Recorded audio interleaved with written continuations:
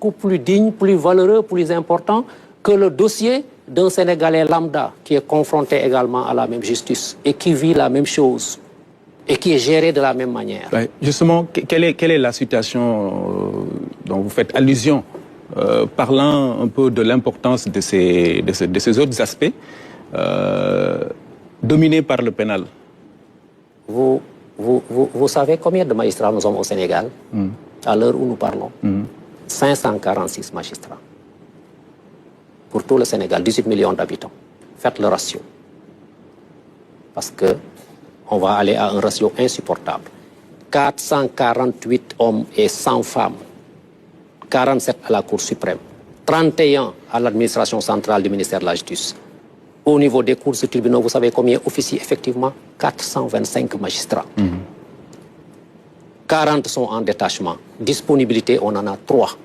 Voilà les tensions sur les effectifs que nous avons. Et vous savez ce que ça donne en termes de pénibilité et en termes de charge de travail? Je vous donne juste quelques exemples illustratifs des difficultés que nous avons.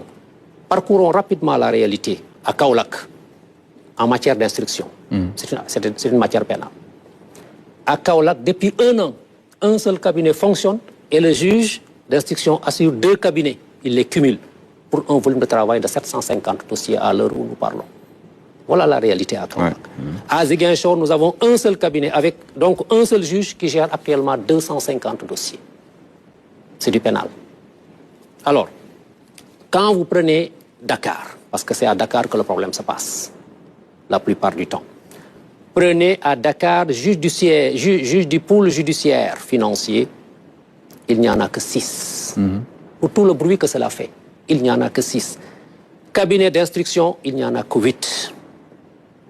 Alors, si nous continuons les statistiques, les cabinets d'instruction du pôle financier, les greffiers, on n'a que 55 greffiers parce qu'au total, dans ce pays, nous avons 552 greffiers, dont 27 en détachement, 9 ou 12 à peu près au niveau de l'administration. Et vous savez quel est le ratio pour qu'une justice fonctionne normalement?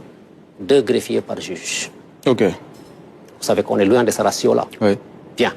Alors, quand vous prenez le tableau donc des cabinets d'instruction, je vous donne rapidement la situation des cabinets. Au premier cabinet, le doyen des juges, que tout le monde connaît, il gère à l'heure où nous parlons 328 affaires en cours. Okay. À lui tout seul. Au deuxième cabinet, il gère 481 affaires en cours. Au troisième cabinet, il gère 328 dossiers. Au quatrième cabinet, il gère 602 dossiers à Dakar. Je connais le quatrième cabinet parce que je l'ai géré pendant 2 ans. C'est là où vous cumulez et l'instruction de droit commun et l'instruction spécialisée pour les mineurs. Il a 602 dossiers en cours. Quand vous prenez le 5e cabinet, il est à 641 affaires. Quand vous prenez le 7e cabinet, il est à 490 affaires. Allez-y au 7e, vous avez 375 et au 8e, vous avez 460.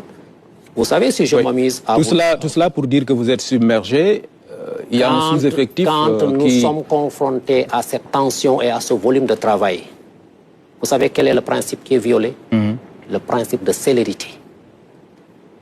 C'est pourquoi quand les gens disent la justice est lente, la justice n'est pas lente, la justice est submergée. Non.